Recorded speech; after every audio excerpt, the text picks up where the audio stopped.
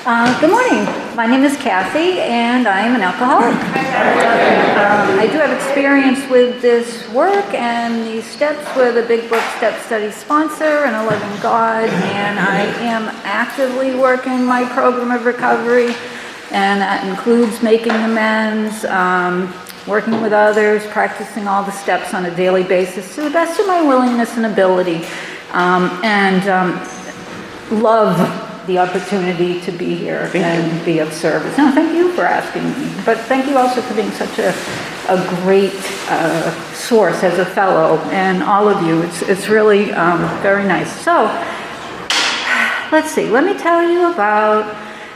I love this, that it's step one. Wow. It's come full circle for me. Step one is, admitted we were powerless. And boy, oh boy, I am powerless, but I didn't know that. So, what was I like? Let's see, what was I like? I was a very shy kid, and known to hide under tables or in corners and stuff, growing up.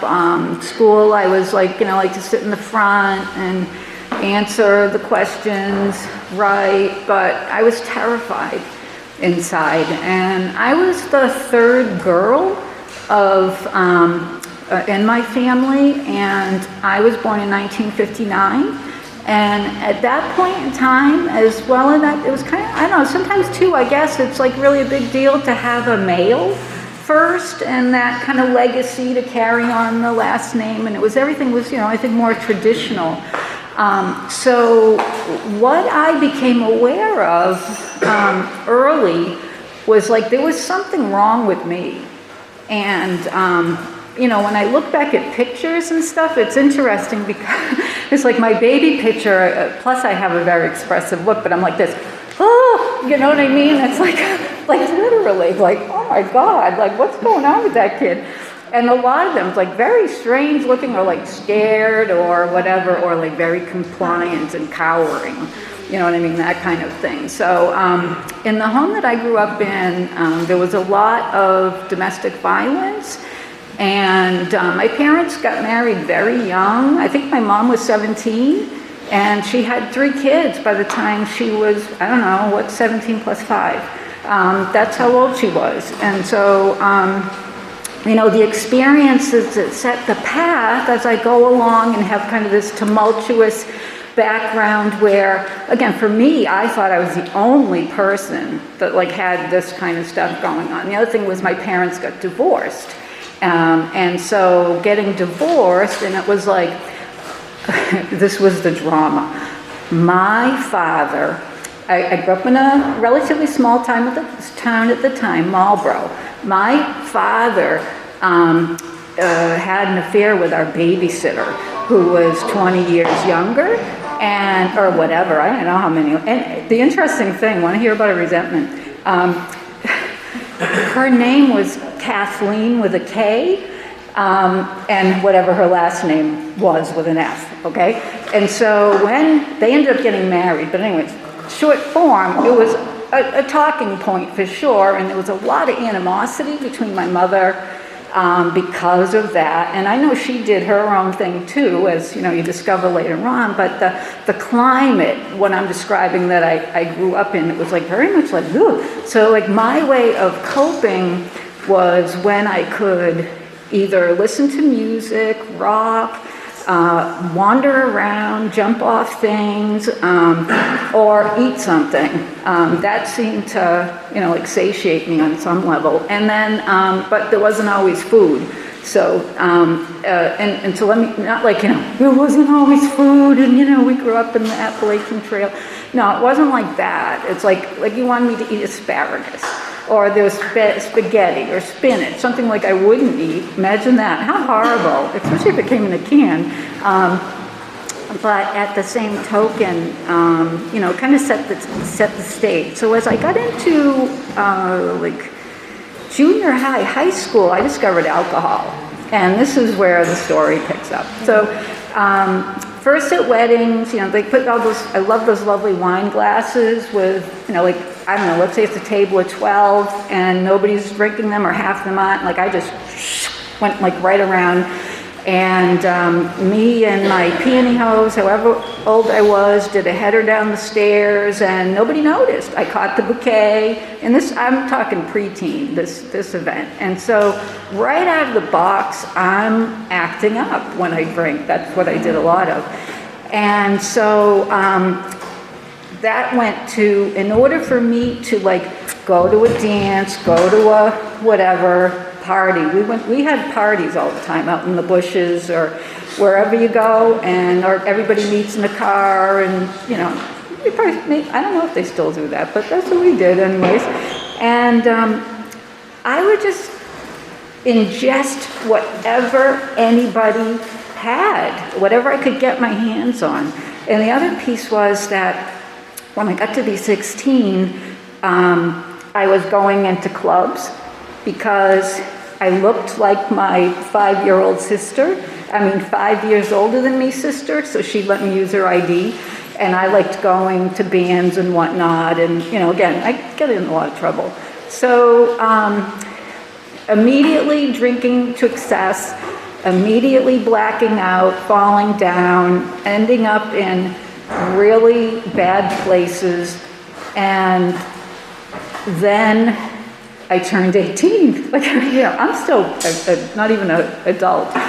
Drinking age was 18, and then it was 19, and then it went to 21 again, which I just happened to, well, how lucky me, made all those markers. So I basically continued on like that, worked as a hairdresser for 20-something years, and got bombed out of my mind as much as I could every night, and then got up and went to work. And I never thought I was an alcoholic.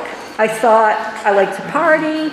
I'm not like those people that go to detoxes or get arrested for drunk driving or those kind of things, because I never got arrested.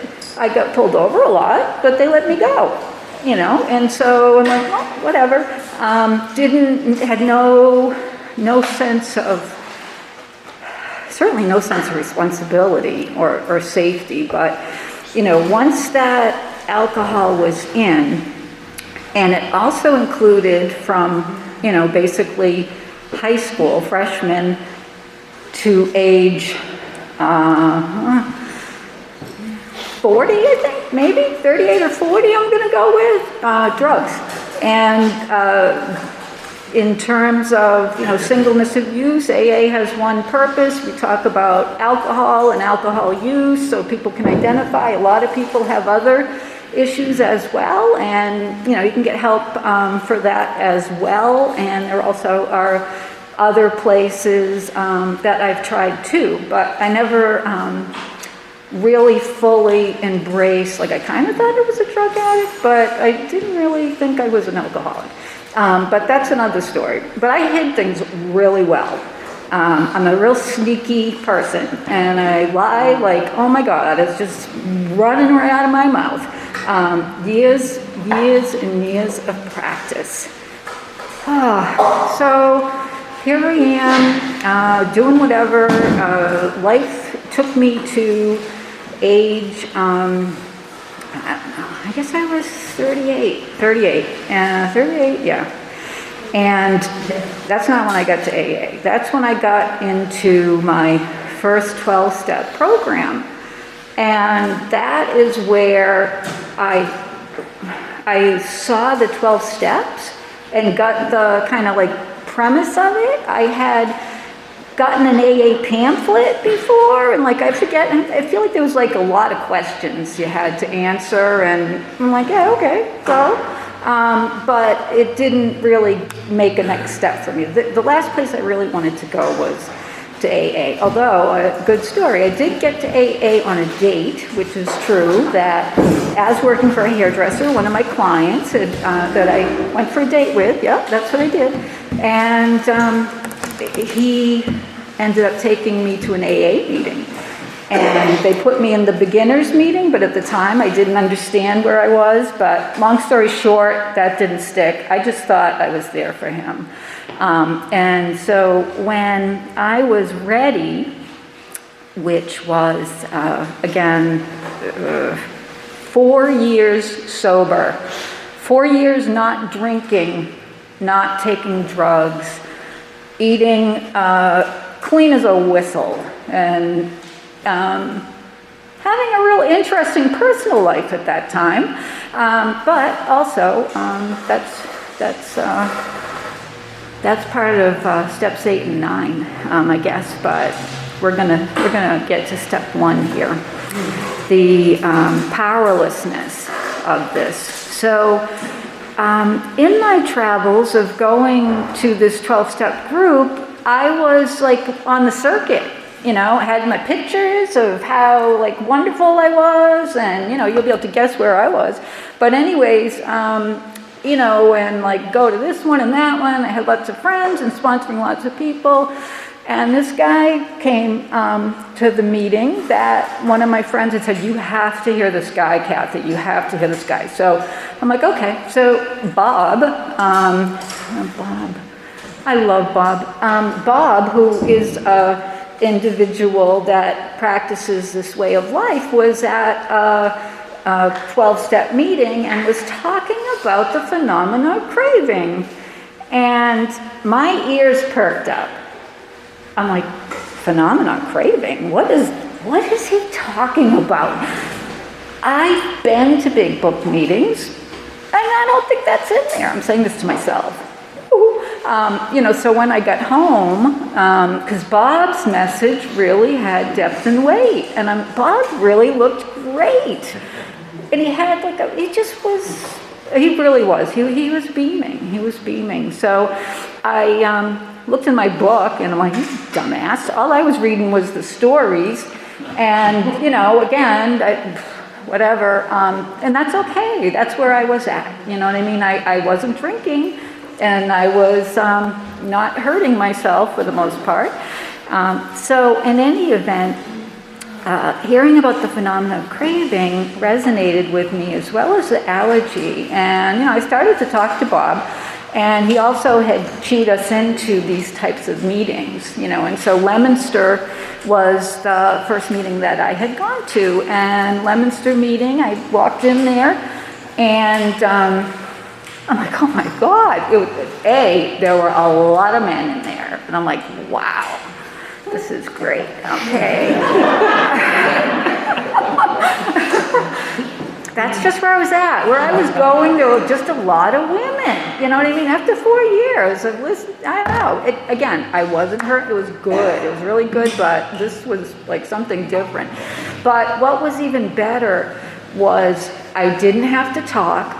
I could just listen, because that was, I always had to talk where else I was going, and I had nothing to say listening to people, and, we did the reading, blah, blah, blah, and the sharing, but what I saw was like something about the people who were speaking, and not only about them, but like what they were saying. They weren't whining and complaining about like whatever they whine and complain a lot about at different meetings. And they really, I don't know, I just felt like, wow, I want to learn this. I want to do that. And so, like anything I feel good, I'm going to be like, I'm on it. Like I'm going to every single meeting. I'm going to do this. I'm on fire, blah, blah, blah. And so I went to Worcester. And the Worcester meeting was at St. Bernard's. And it was this group, and I knew a woman there that happened to be in the program that I was in at the time, and of course I asked her to sponsor me. She said yes. Thank you to people who say yes, or at least say, let me help you find somebody. And so I started writing. I started the process. I started the work. I started going to meetings. I started listening. I was, at the time also, I was listening to a lot of Joe and Charlie tapes. I love Joe and Charlie too. And I was also like going to the Wilson house and, really seeking other sources to broaden my experience. So now this is 20-something years ago that I'm talking about right now. 20-something years ago when I began this process. And what I can tell you is my sponsor had made me write in my book, More Will Be Revealed. And boy, she wasn't kidding when she had me write that in there, because a lot has been revealed to me. The first thing that was revealed to me is that I am an alcoholic. I do not have any question in my mind. OMG.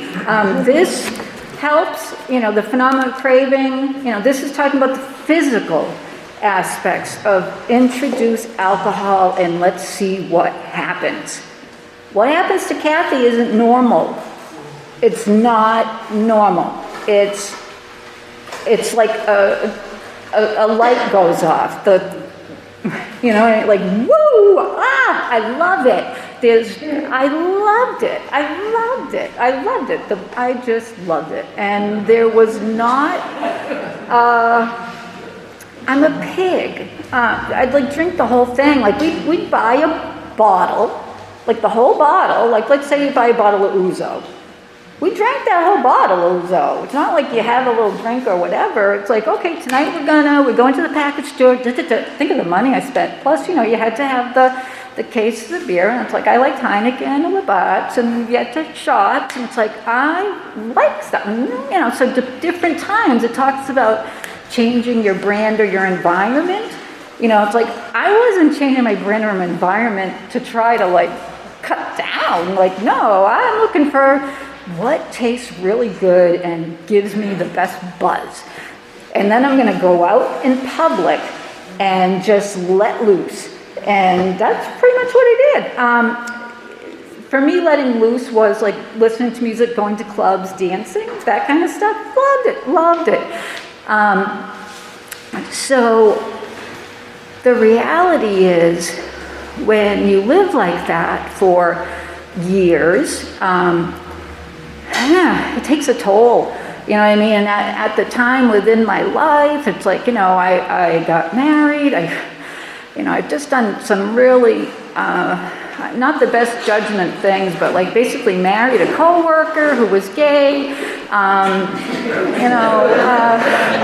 had my son who's now 30, who is the best part that's ever happened to me. But,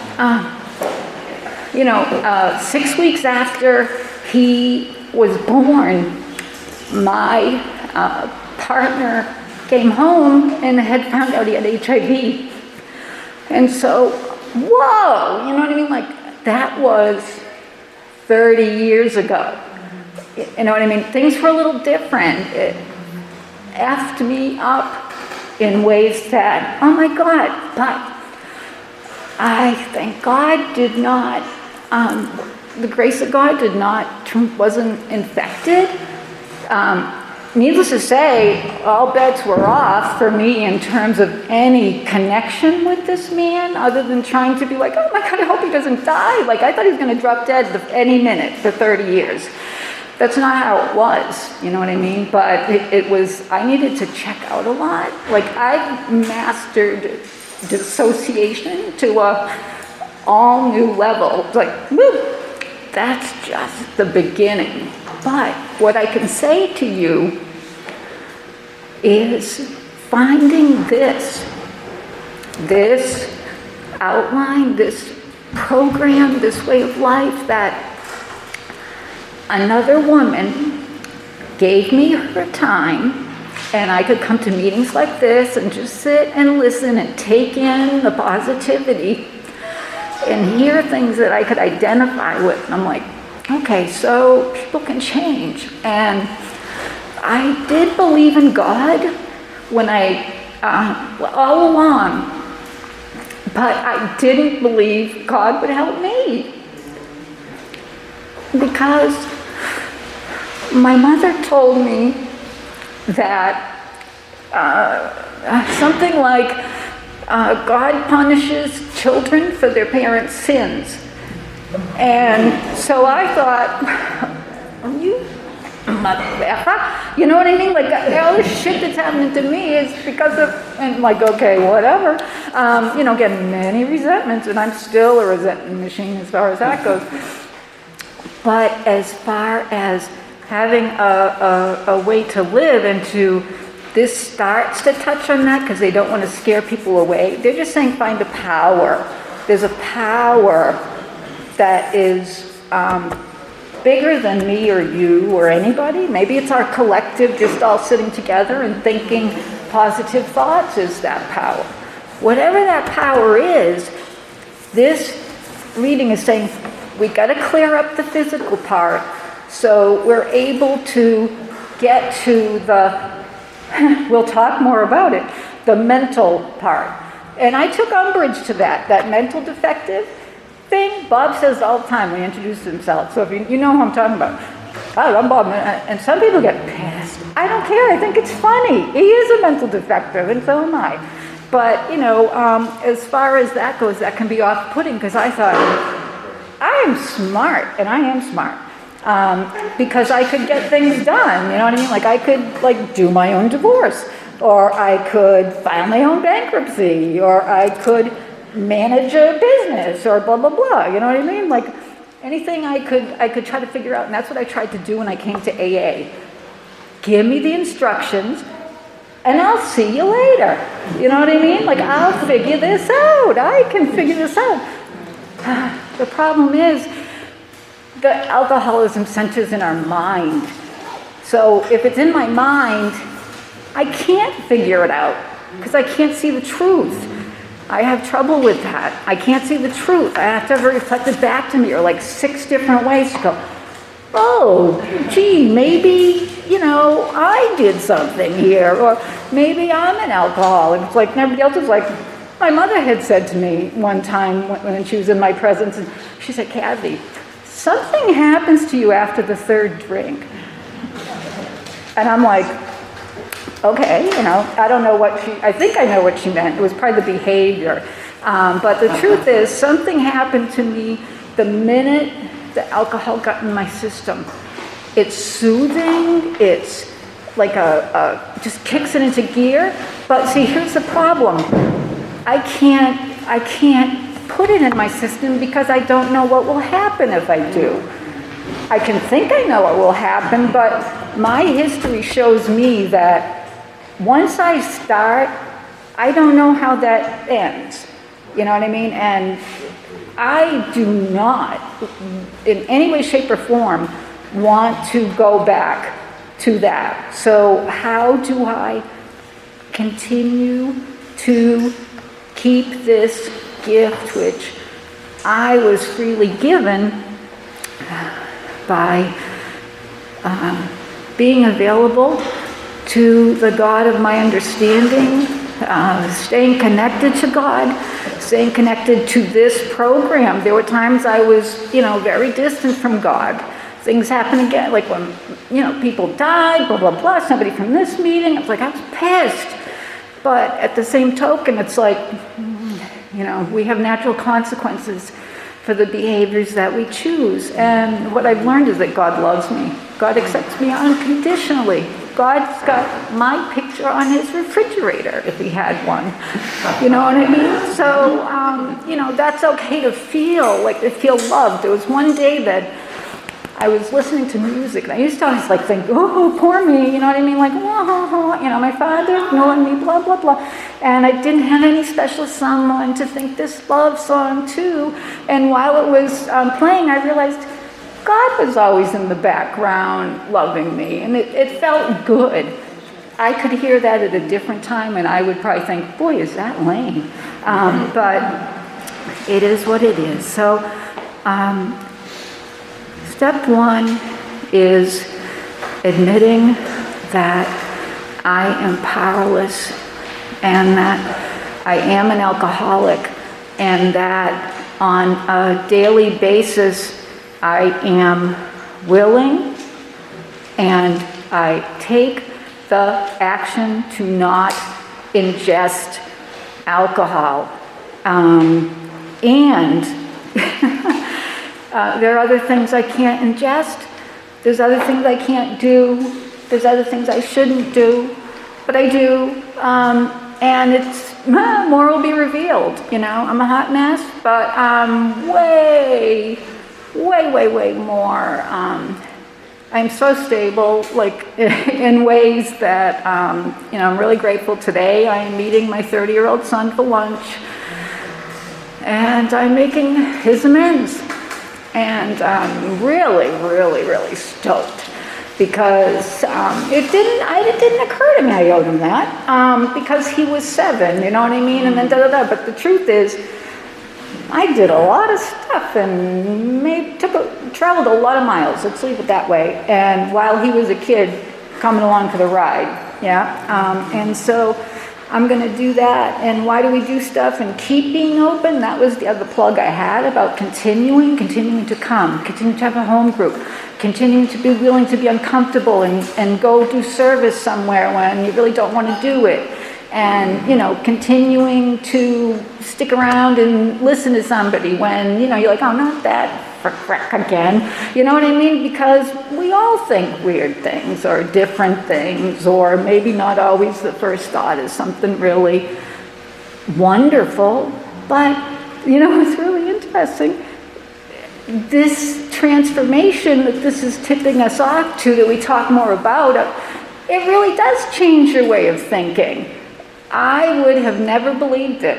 I would have thought, this lady is full of shit. She already said she's a liar. You know what I mean? So, you know what I mean? Do the math. But for me, having my own experience, and that, to know, like, this is what I was like. So anybody who knew me, and I love it, and I've got some people that are still alive that knew me at the time, and some people who know me and know all about me, and you know, it's wonderful. I woke up today so happy.